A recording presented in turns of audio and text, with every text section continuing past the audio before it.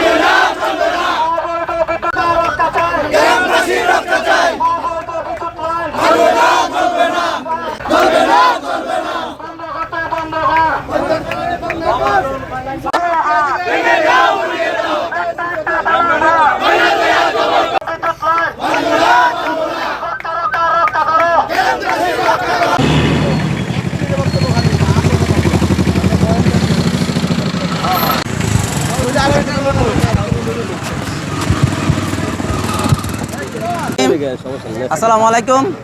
উপস্থিত আমার প্রাণপ্রিয় এলাকাবাসী, আপনারা জানেন আজকের এই মানববন্ধন আমাদের এই বৈদ্যুতিক লাইন, বিপজ্জনক বৈদ্যুতিক লাইনের বিরুদ্ধে।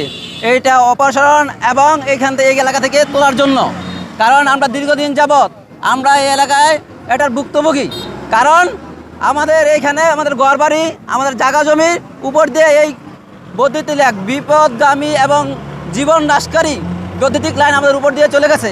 কিন্তু এটা আমি ফেসিস্ট সরকারের আমলে তারা ক্ষমতার বলে কোনো রকম তোয়াক্কা না করে, মানুষের ক্ষয়ক্ষতি না দিয়ে কোনো সুরক্ষাবিহীন এই বিদ্যুৎ ওনারা নিয়ে গেছে জোরপূর্বক।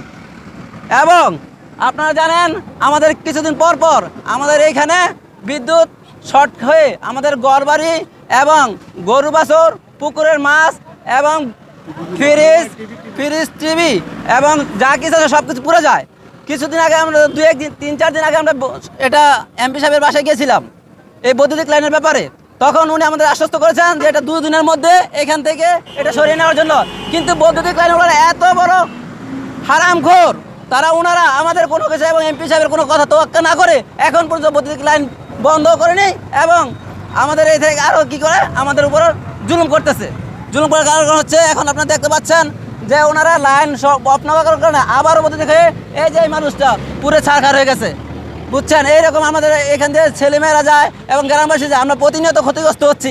আমরা চাই এমপি মহোদয় আমার আকুল আবেদন, স্কুলের ছাত্রছাত্রীদের, কর্মরত শিক্ষক ছাত্রছাত্রীরা এই লাইন দিয়ে এই রাস্তা দিয়ে চলাচল করে এবং সব সময় হাজার হাজার মানুষ এখানে চলে। যে কোনো সময় আমাদের বিপদ ঘটতে পারে এবং প্রাণনাশের ঝুঁকি আমরা সব সময় বহন করে আসছি কত বছর যাবৎ। আপনারা দেখতেছেন যে আমার শরীর পুড়ে গেছে। আমাদের বাড়ির উপর দিয়ে একটি অবৈধ লাইন গেছে, হাই ভোল্টেজ, যেটা গ্রামের ভিতর দিয়ে যাওয়ার উপযুক্ত নয়। এমন একটা লাইন তারা জোরপূর্বকভাবে তারা কিছু মানুষকে, কিছু খারাপ লোককে টাকা পয়সা দিয়ে, ঘুষ দিয়ে তারা এই লাইন নিয়েছে।